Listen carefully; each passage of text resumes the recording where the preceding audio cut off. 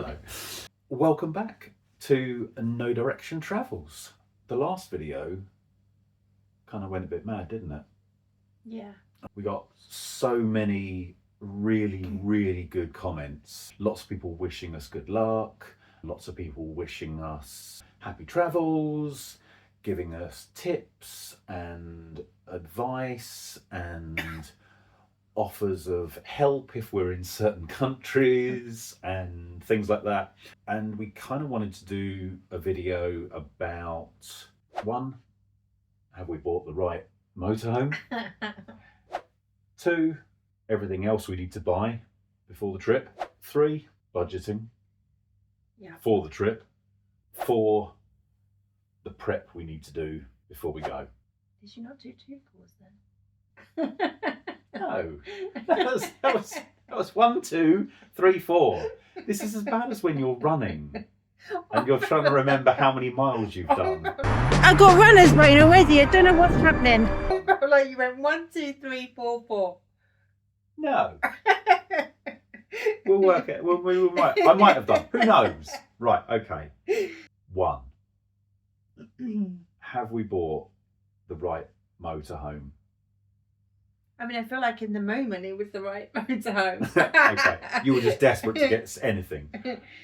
But why are we changing from a camper van to a motorhome? I mean, there's just not enough storage for all my shoes. And it doesn't have a bathroom.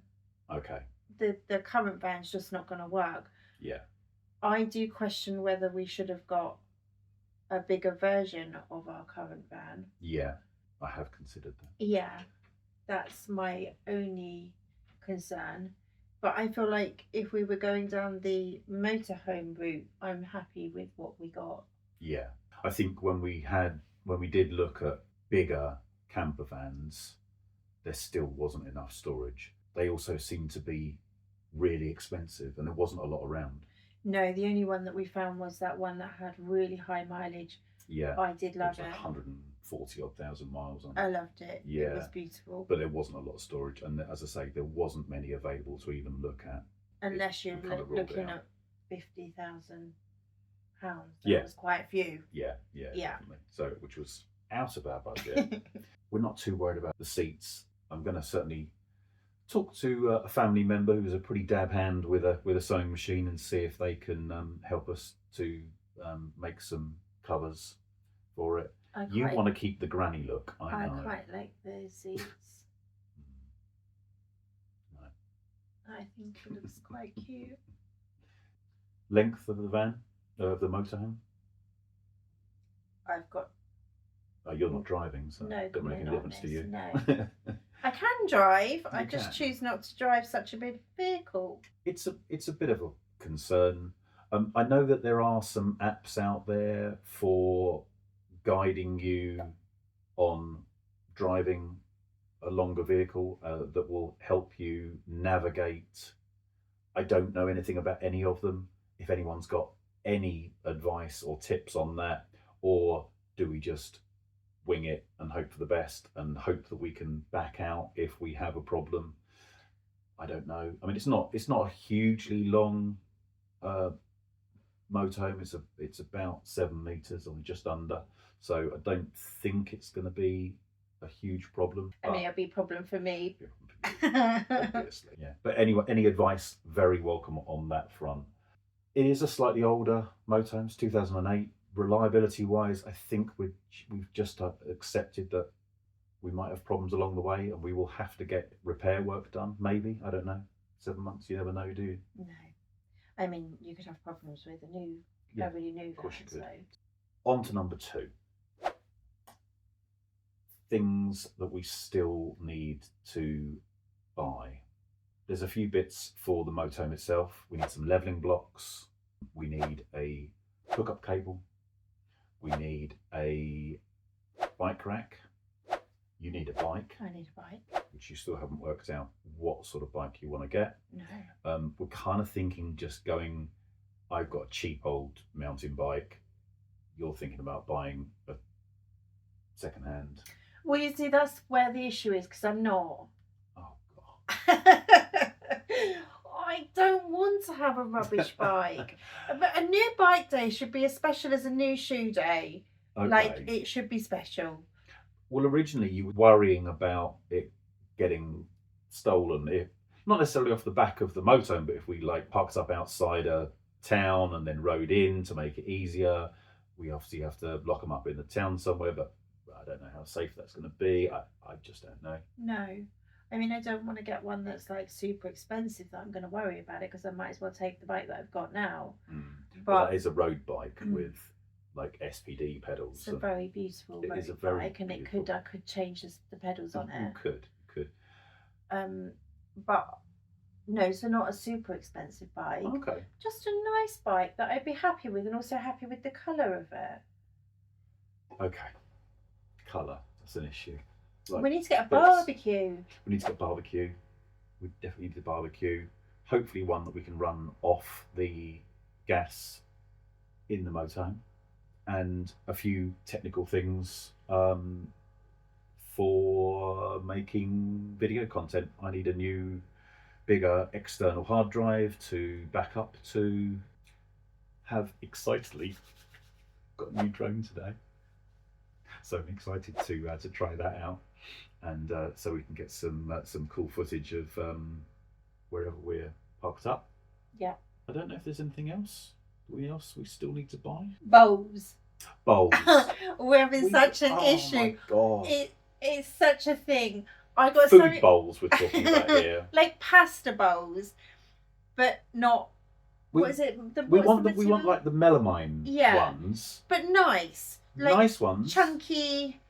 but not the size of a postage stamp. I got really excited that I found Oh. some, and they said that they were. You bought them for my birthday. I measured them and everything, and I was like, "Oh my God, they're perfect!" It was Christmas, Oh, okay. and they arrived, and I can only describe them as pudding bowls. Yeah. They're not big enough to put a bowl of pasta in. Well, not for us anyway. No, we like our food.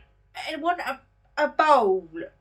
We practically need a salad bowl each. Yeah. Because so again, any advice welcome on where to get good camping bowls that are a proper size. I've searched all over the world. No Wide joy. Web. No. No, Not no at all. joy so far. So send us links. Number 3, budget. We're looking at our budget and we've split it down. Excuse me, looking away at my laptop here. He has a spreadsheet. He has I a have a- spreadsheet for everything. I have a spreadsheet.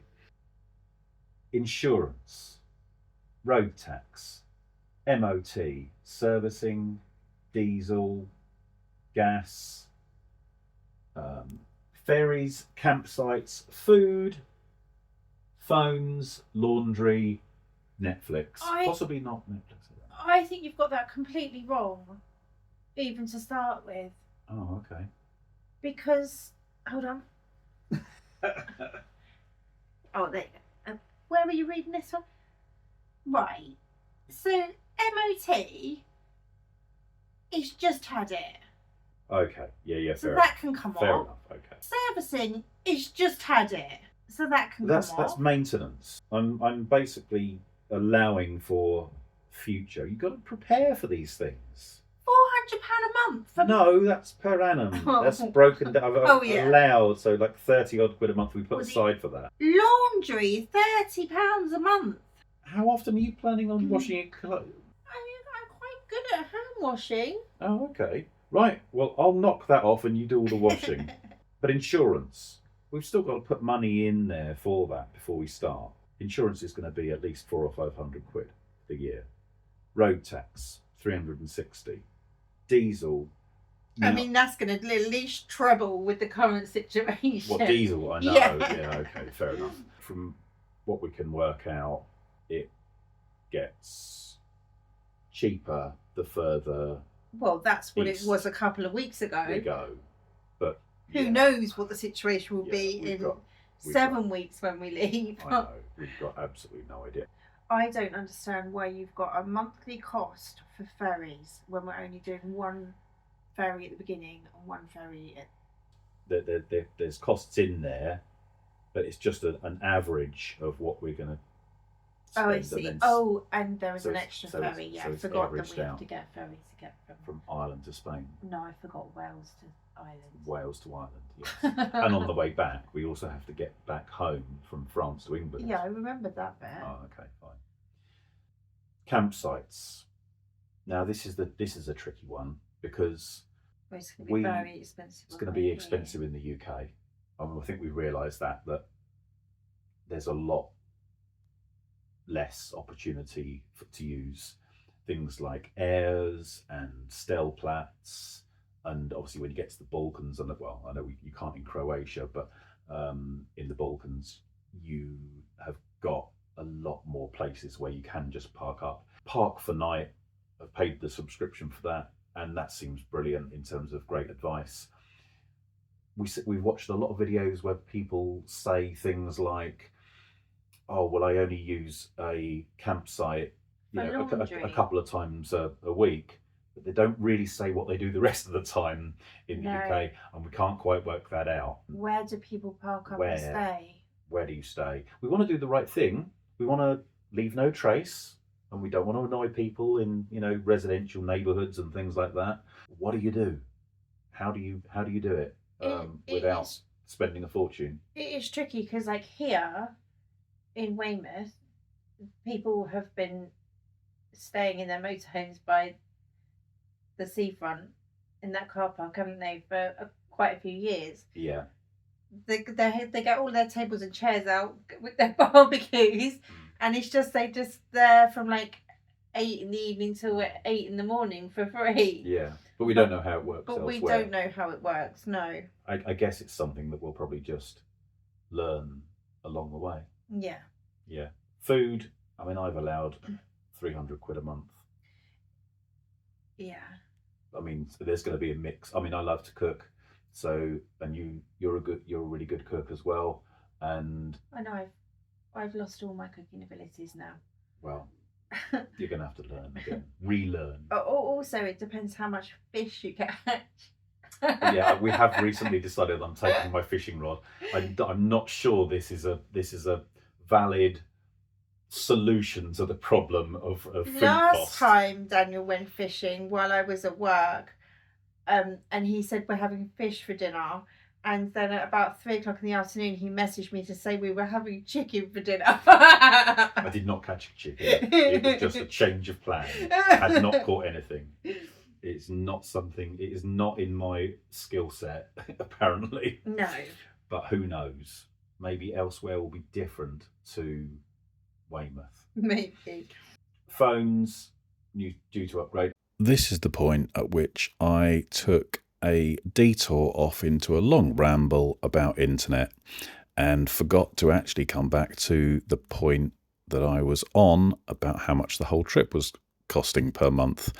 So the total comes out at just over £1,400 a month, plus the ramble about internet options. Please let us know if there's anything else which you think we may have missed. Oh, internet. Now, here's the thing. So we've been mulling over all the different options on data. I think we've realised that we can't get away with using our existing phone plans because the fair use policies from most of the providers over 7 months is just going to rule that out. eSIMs definitely seem like an option. There seems to be some pretty good options out there like Airalo, Simify. Simify seem to have a plan that does a 90-day plan unlimited for £177, and Airalo has a 180-day plan, but it's only 100 gig, but that's only £142.50. But then I started to think, well, if we're going to be in, like, even in a 90-day plan, that's 3 months. 3 months of Starlink on the £50 a month plan gives us 100 gig a month, which I think probably would be enough. But it gives us options in the more rural areas. So would that be a better option? Again, let us know if you've got any suggestions that might help us out on that front. and whether, particularly if you've been through places like Spain, Italy, and the Balkans really as well, where I'm guessing, you know, signal can be patchy in certain areas. Number 4, preparing to leave. Obviously, we are going to be moving out of here. Your son is going to be staying here with his friend, and they're just going to pay the bills, but we need to move our stuff out, so we need to store a load of stuff. Fortunately, I've got a garage and we can store anything valuable that 19-year-olds are likely to break. We are going to store a whole bunch of clothes that we're not taking with us and things like that. But that's something that we've got to sort out. We've got to do things like cancel some subscriptions. We have Netflix, we have Prime, we have a whole bunch of other things that we need to cancel. Not cancelling Spotify. No, Need Spotify. I need that for running. Need that, definitely. We need to break down cover on the motorhome. My bank account covers some, but I need to look into whether it actually would cover it for that long in Europe as well. Okay. Anything else in terms of planning? Oh, family. How did your family react to us going? And have you had to manage anything? I feel like I have had to manage it quite a lot. The teenager goes through waves of being really excited that I'm leaving to, why are you leaving? Don't leave. Yeah. And those waves can come and go like daily, hourly, and then he doesn't mention it again for a couple of weeks. Yeah. So that's a bit odd. My parents seem to be on opposite ends of the spectrum with this. My dad says that we should definitely go right now. It's the right time, and we should just go off and enjoy ourselves. And my mum just keeps saying, "Are you still doing that? Are you still going ahead with this?" Yeah. Like she's in complete denial. Yeah. I mean, my parents have passed, and that's so. But you know, I have 2 daughters, and I think part of the reason we are doing it now, isn't it, that my girls are grown up. They can look after themselves. Your son is grown up enough. Just. Let's say my parents have passed. Your parents are fit and healthy at the moment. Yeah. So we've got a window of opportunity when we can travel. We don't want to lose that opportunity just thinking about it. So now's the time to do it, where no one needs us. No one needs us. And my dad keeps saying to me, well, you know, we only live a mile away, and so if the teenager has a wobble or needs a home cooked meal, or you know, to stay with them for a couple of nights, then he's got that. Yeah. Yeah. So it is the right time. But I do myself have wobbles that 19 is not old enough to leave. He's a child to me, and daily he does childlike things. Yeah. That I think, oh no. It'll be a good learning experience for him. Yeah. Good preparation. So that's where we're at. We are very, very excited. I've only got 4 working days left. Sorry. You've got 27? 26 working days left. And we're counting down the days. Very excited. Look forward to hearing any comments. Bye. Bye.